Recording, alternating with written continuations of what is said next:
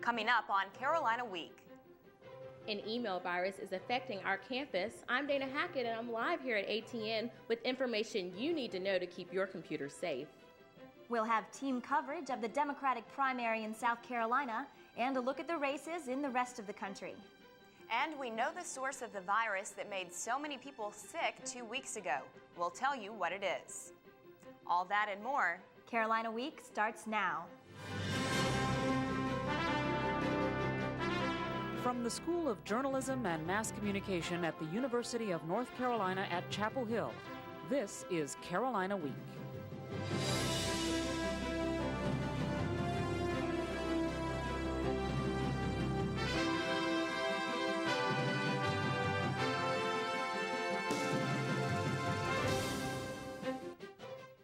Good evening and welcome to the February 4th edition of Carolina Week. I'm Jenny McClendon. And I'm Catherine Chang. Our top story tonight. The email virus that spread worldwide in less than 24 hours has shut down email capabilities for some Carolina students. Carolina Week's Dana Hackett joins us live from the Academic Technology and Networks office in the undergraduate library. Dana? ATN officials have about 1,500 students from the campus network since last week, and that number could continue to rise if the virus continues to spread. Now, that means students can't access internet from their laptops, but they can check email from the campus computer labs. Now, students have continued to come in here and try to get assistance with getting this virus off of their laptops, but there's no telling when things will get back to normal. Just background about the virus, it comes in the form of an email attachment, and normally email subject line says something like mail delivery system, transaction failed. And if you download one of those files, you could allow a computer hacker to take over your computer. Catherine? Do you have any idea when they expect to have the virus under control? Officials say they don't know when they'll be able to get the campus network back to normal. Like I said, starting to slow down, and they're still working hard. For now, they're telling students not to open any email from anybody that you don't know. Thanks, Dana. Senator John Edwards scored an impressive win in the South Carolina primary Tuesday. In the first of two reports from Columbia, Carolina Week reporter Courtney Robinson documents the 24 hours leading up to the primary. Edwards supporters worked day and night at his campaign headquarters in Columbia, South Carolina to help the senator win the primary he said he had to have. It took more than a few phone calls for Edwards to take the win in the Palmetto State. It's 24 hours before the results of the South Carolina primary are in, but the Edwards camp isn't sleeping. I've helped make phone calls to phone banks. This morning I helped voters get to the polls. We arranged for cab rides for the voters, as well as help them locate what precinct they were supposed to vote in. I've driven a whole bunch of people around, and I've had about 4 to 5 volunteers sleeping in my house every night for the past 2 weeks. Primary night is in the works. By Tuesday, Edwards campaign supporters are out on the streets of Columbia, South Carolina, pushing for last-minute votes. How long have you been out here today? I've been out here since 8 o'clock this morning. Columbians are at the polls casting their vote for the candidate of their choice. Carrie, John Edwards, and Sharpton. I think Carrie's gonna do it. But Edwards' parents say he's the best. Oh, we think it's great. He's gonna win. Jillian's pool hall is transformed overnight from solids and stripes to stars and stripes. By 7 p.m., the voting booths are closed and votes are being tallied, while an audience of Edwards supporters anxiously waits to hear who the winner is. It's really excited. It's crowded and everything. Everybody seems like they're having a good time, really in support of him. On primary night, there's just one idea in everyone's mind. A win for Senator Edwards. We're looking for a win, and I think we've got that. We all have worked very hard for a long time to see this evening, and our hard work has definitely paid off. The votes are in, and Edwards wins with 45% of the vote, 15 percentage points ahead of Senator John Kerry.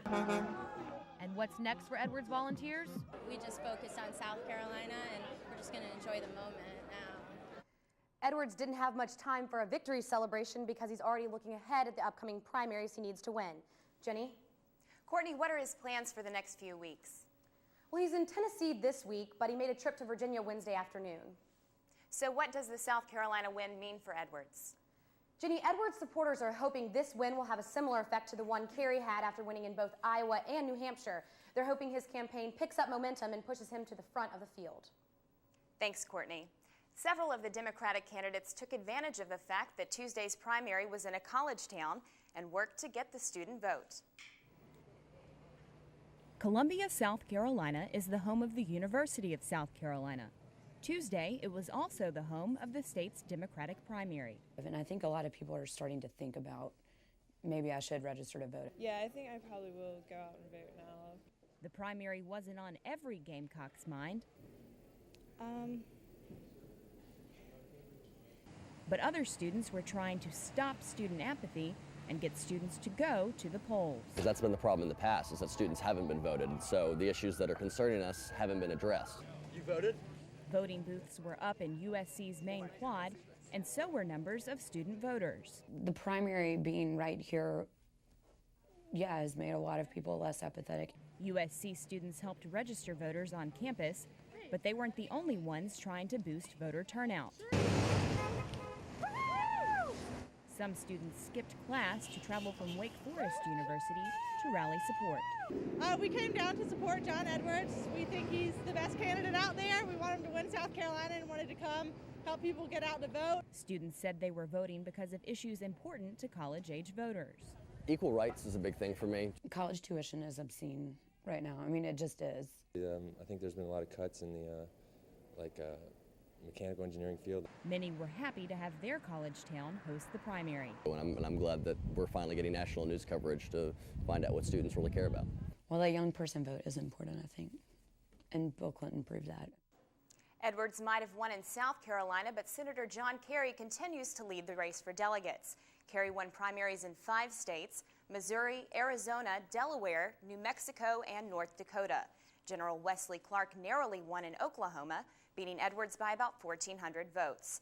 The remaining candidates, Howard Dean, Al Sharpton, Dennis Kucinich, and Joe Lieberman, didn't win any states. After his poor showing, Lieberman has dropped out of the race.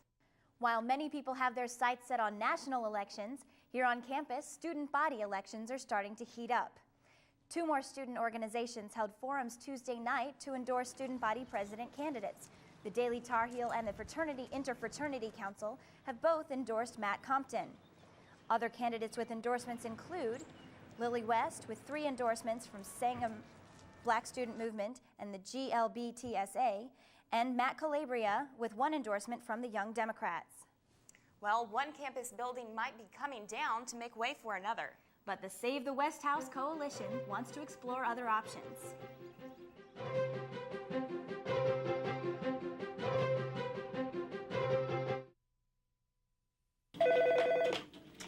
Women's Center, may I help you?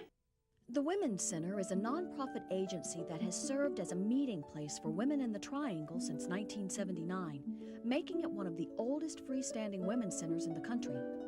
The mission of the Women's Center is to provide a supportive community where all women can inspire each other to grow, both personally and professionally. I was going through a crisis at home, and I contacted Helpline, and they referred me directly to the Women's Center.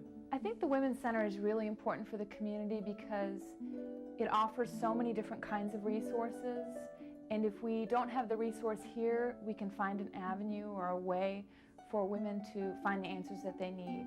It is inspiring. It's so exciting to be a part of something that really matters and really changes things. You can support the Women's Center through membership or by sending a contribution to the Women's Center, 210 Henderson Street, Chapel Hill, North Carolina, 27514. The virus that left more than 170 Tar Heel students sick 2 weeks ago is being traced to the Lenoir Dining Hall salad bar. Public health officials say that students and faculty who ate from the upstairs salad bar in Lenoir on January 19th were 5 times more likely to contract the virus. Investigations of food handling procedures turned up no problems, and health officials made no requirements for change. The university did install alcohol-based hand-washing stations in the dining facilities on campus. Junior Asia Carter says the virus won't stop her from eating at Lenoir. My philosophy is I keep eating there until I get sick, so. Health officials stressed washing hands and not sharing personal items such as toothbrushes to prevent the spread of the virus. You could see an increase in your car insurance rates, that is, if insurance companies get their way. The companies want to raise rates in North Carolina by 12.3%. They say more accidents and higher repair bills leave them with no other choice, but state regulators want them reduced. The final decision to raise rates could take anywhere from a few months to a few years.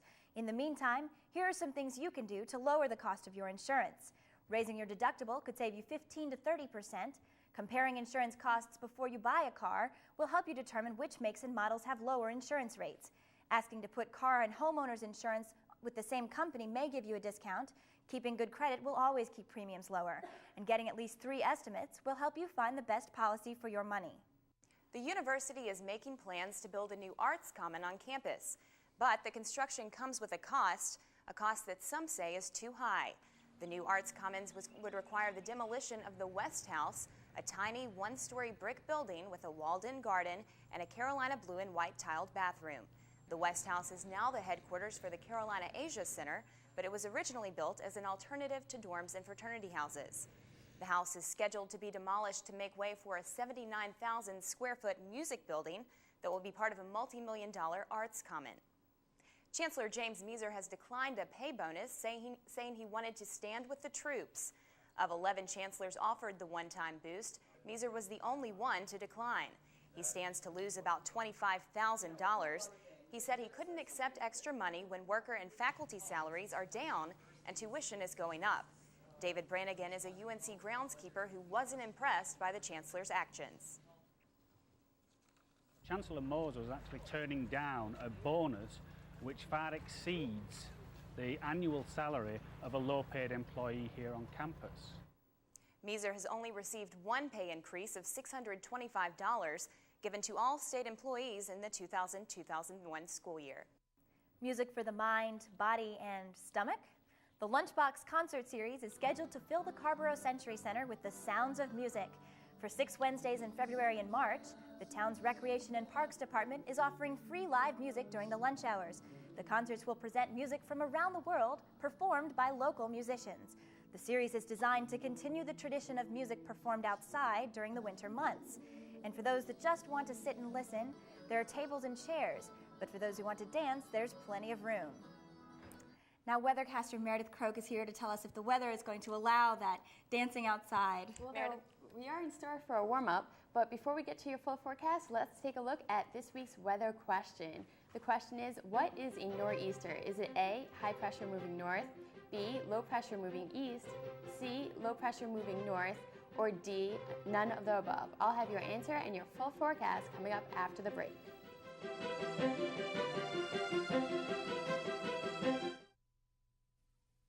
I think you should wear a tie. Dad, nobody wears ties to school. Tie says you're serious. It'll make a good impression. And remember, you're there to study, to learn, and to make something of myself. I got it. Almost half of all UNCF students are the first in their family to go to college. They have some great architecture classes. Dad, I'm not really interested in architecture. Well, keep your options open. And remember, no girls until your work is done. And I'd make sure that I got my lunch. Dad, you're not going. I am.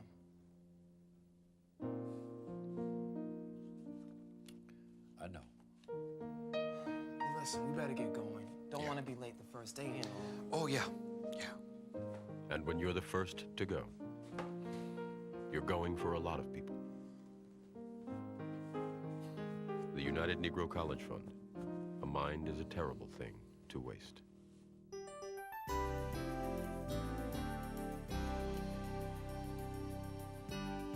Hi, and welcome back to Carolina Week. First, let's take a look at this week's weather headlines. We're going to see a cloudy start this weekend with clouds building in on Friday, but then we will also have very warm temperatures, and we're also going to have a very sunny Sunday, so it looks like it's going to be a pretty good weekend as we take a look at the satellite map now. We can see that here's this area of clear skies. That's dominating our weather for the next few days. But you can see this area is going to move into our region towards Friday, and that's going to bring us a chance of some rain showers on Friday. But this system's going to move through, and behind that, we see clear skies back here, and that's what's really going to dominate our weekend weather Saturday afternoon and into Sunday. So it should be a pretty nice weekend, and we are going to see much warmer temperatures. If we take a look at your forecast map, you can see this is the high pressure system that is dominating our weather now, but this low pressure system is what's going to actually bring us the rain showers on Friday. But you can see this is a warm front ahead of that system, and that's going to cause our temperatures to be significantly warmer on Friday. So it should be a very nice day day temperature-wise on Friday. And you can see back to the west, there's this high pressure system, and that's going to build eastward, and that's going to bring us the nice weather for Saturday afternoon into Sunday. Most of the rain showers that we might see on Friday should move out of the region by sunrise on Saturday. So it shouldn't really bother our weekend too much. Now let's take a look at your Carolina Week 4-day forecast. You can see a high temperature on Friday of 57 degrees, and just remember there is a chance of some rain showers scattered around the region, but not too much to worry about. A low temperature of 42 degrees. So these temperatures are pretty much above normal. Normal for this time of the year is right around 51 degrees. And if you take a look at Saturday's forecast, 50 degrees right around the normal mark, and 29 degrees for our low. Moving on to Sunday, 46 degrees and bright sunny skies. Sunday's going to be a great day to get out there and just enjoy the really nice weather. And Sunday's low, again, 28 degrees. For Monday, it looks like a very nice day on Monday with a high of 48 degrees and a low of 30 degrees. So it looks like a pretty nice weekend coming up. Let's take a look at your mountain forecast, or your beach forecast rather, a high of 62 degrees at the beach. So it's going to be a beautiful day on Saturday to just get out and enjoy this warm weather. And our low on Saturday would be 35 degrees. Sunday, a high of 52 degrees and a low of 31 degrees. So again, very nice weather for Sunday to get out there and enjoy. Let's take a look at your mountain forecast now.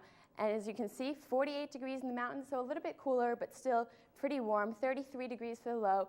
And Sunday has a temperature of 45 degrees and 28 degrees for the low. So very nice weather, just get out there and enjoy it. Now if you want to head to the mountains to do some skiing, Ski Appalachian has 9 trails open and a 71 to 118 inch base. And Sugar Mountain has 20 trails open and a 45 to 85 inch base. So some very nice skiing weather out there. And it's going to be warm, so if you're into skiing, get out and enjoy. Looking forward to that. Yep.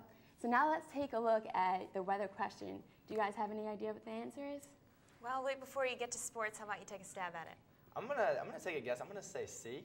C, a low pressure system moving north. That is correct. A low pressure system is actually an intense low pressure system that moves north up the East Coast, bringing snow and wind to the New England states. All right. Thanks, Meredith. Well, Luke, what's going on in the sports world? Well, we have a lot going on this week, so you guys need to hold on to your seats. We got a lot happening. It's finally here, the best rivalry in sports. Duke and Carolina, Thursday night at the Dean Dome. We'll have a preview. Plus, find out what the all-time winningest coach says about the game when we come back.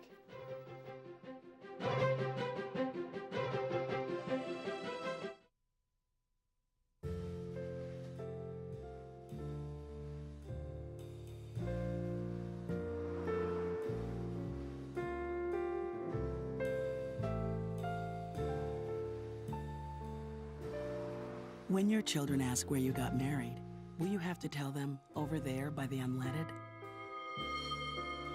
When we lose a historic place, we lose a part of who we are.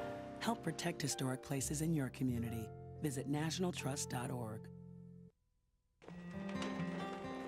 Hey, Mark, where are you going with your piggy bank? I'm going to give my allowance to the Interfaith Council. Why? Mom says they help people, and they need our help, too. The Interfaith Council has been helping families for over 30 years through family services and community house. Donations come from individuals, and every donation counts. I want to help, too. Call the Interfaith Council at 929-6380.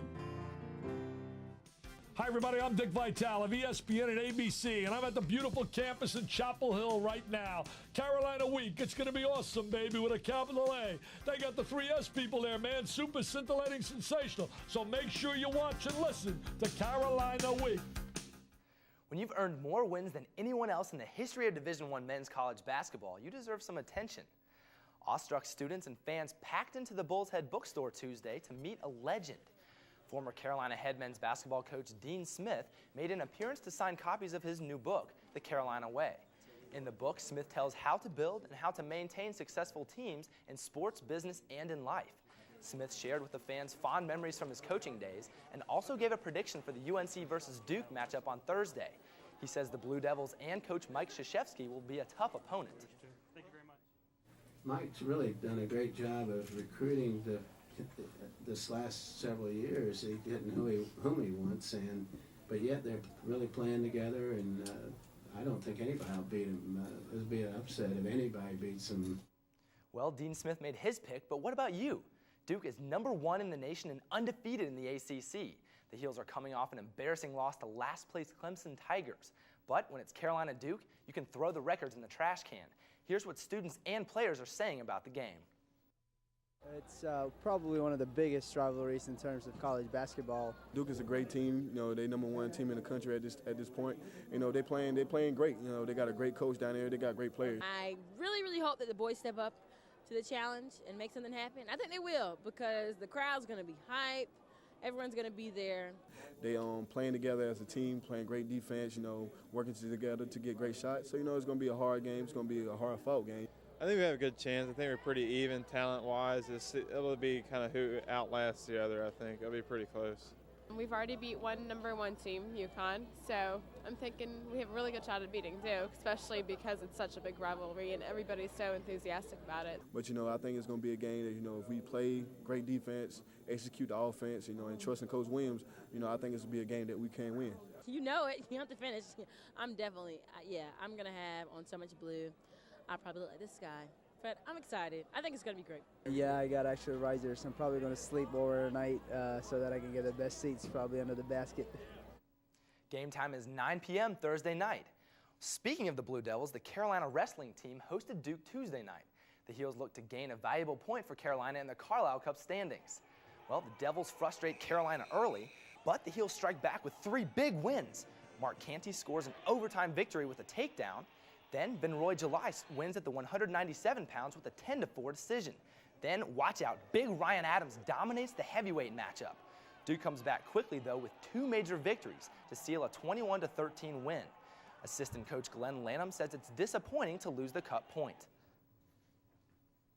From Oklahoma, I'm not really familiar with that, but I know about Oklahoma State, and it's a rivalry. Anytime you get a rival in here, you want to beat them, you know, and it definitely, when you lose, it's kind of a setback. You know, you want to be the best team in Carolina, and right now we're struggling to do that. Wrestling isn't the only team that struggled and failed to fight off Duke. Losses in football, women's basketball, and field hockey racked up a total of 5 points for Duke, now only 2 points away from a tie with Carolina. Each basketball game counts for a new point, so Thursday's game can make or break the race for the cup. Well, Wednesday is the first day that prospective football players across the country can sign their national letters of intent.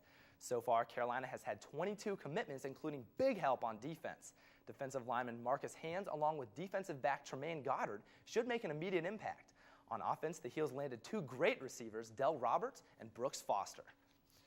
Well, the 2004 Carolina football schedule is out, and it looks to be another tough one for the Heels. The first game will be September 4th at home against William & Mary. Other non-conference games include a home game against Louisville on September 25th and an away game at Utah on October 16th.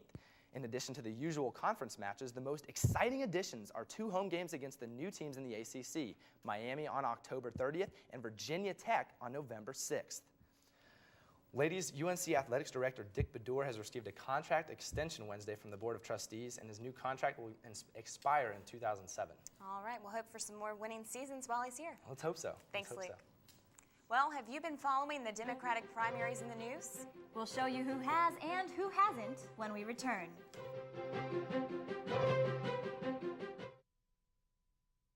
To whom it may concern, I'm hurting. All I done heard is blood-curdling curses. Mama pops are berserking again while I'm burning up in the furnace and searching for the explanation for what I did to deserve to get deserted and then repeatedly beaten in the face with my worthlessness. No sense of purpose. It got drowned, and I doubt if you were to open my mind and step inside it right now, you could even feel what I'm talking about. Cause for the pain in my veins, the words can't explain, and the hate is mounting, and I can't contain it. I'm bound to break out in the days I'm counting, and I'm sick of the shouting, man. I'm about to just Animal cruelty, human violence. Break the connection. If you have a story idea, contact Carolina Week at 843-8292. You can also visit us online at carolinaweek.org. If you have questions about this program, write Carolina Week at Campus Box 3365, UNCCH, Chapel Hill, North Carolina, 27599. I don't want her to be labeled. He's just like I was in school. It's just a phase. He'll get over it. Millions of kids have learning difficulties and are struggling in school. But instead of excuses, they need help. They learn differently.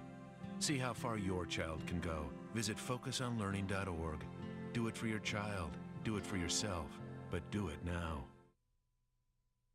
It's Wednesday's headline in almost every newspaper in the country, and excluding Miss Jackson's halftime peep show at the Super Bowl, it's the biggest story of the week. The Democratic primaries are the talk of the town, but are UNC Chapel Hill students talking about them? Allison Sossaman has that story. With student government elections and midterms on the horizon, we had a hunch that UNC students might not be in the know when it comes to the current political scene. We came out to the pit to see if our hunch had any truth to it. Have students been following the race that will determine who will face off against George W. Bush come November? I haven't really seen much. I haven't watched any of the debates or anything, so I got nothing right now. I have no idea at all. I can't tell you anything about candidates. I don't really know. I mean, I'm not big into politics, so it doesn't really matter to me. That's just not my cup of tea. Yeah. Could they at least name any of the candidates? Yeah. Do I have to name their first names? Edward. And that's about it. No, not off the bat. I don't follow it that closely. What's the guy's name? I can't think of his John Edwards. And that's all I know. Do you know who this man is? Howard West or something. Howard Dean. Howard Dean. What was going on with this oh-so-intelligent student body? We asked UNC political science professor Thad Bile what he thought. He says things haven't always been this way. When I first came here, students were very much involved in really following everything that was going on in terms of government politics. So if students felt so passionately about the government back then, why is it so different now? Well, there's several things. They're not paying attention to it, and B, they're not reading the newspaper. All you got to do is pick up the News and Observer every day. Maybe we aren't giving the student body enough credit. Leketh Lokish spent the weekend in South Carolina campaigning for Senator John Edwards. He has very strong opinions about some of the other Democratic candidates. I think John Kerry's an elitist. I think Howard Dean is angry. I believe Wesley Clark just doesn't have enough experience. You can even see him sometimes on, Bush fundraising videos that he had last year. So I really think he's confused. And Kucinich, he's a good guy, but he's just not going to win. And Sharpton's a joke. And finally, if the abundance of apathy among much of the student body worries you, you can rest easy knowing that your student body president candidates are keeping a close eye on the national campaigns as well as their own. John Edwards, Wesley Clark, John Kerry, Howard Dean, Al Sharpton. Gephardt dropped out, but he was in the race. Lieberman. That's about all I got. In Chapel Hill, I'm Allison Sossaman, Carolina Week. You know, I saw a lot of similar reactions when I was in South Carolina this weekend, but unfortunately I think the other Carolina might have beaten our Carolina a little bit because most of the students were a lot more excited and had a lot more to say about some of the candidates. So, and hopefully, perhaps not, but hopefully they were just the wrong people happened to pass by. We'll keep our fingers crossed on that one. We'll see. But Senator Edwards is definitely a popular one. We'll keep you posted on his performance in the upcoming primaries as well as others. Absolutely. And we'll bring it all to you here at Carolina Week. And don't forget to watch our student body president debate. That'll be immediately following this broadcast. Thanks so much for watching. Good night. Good night.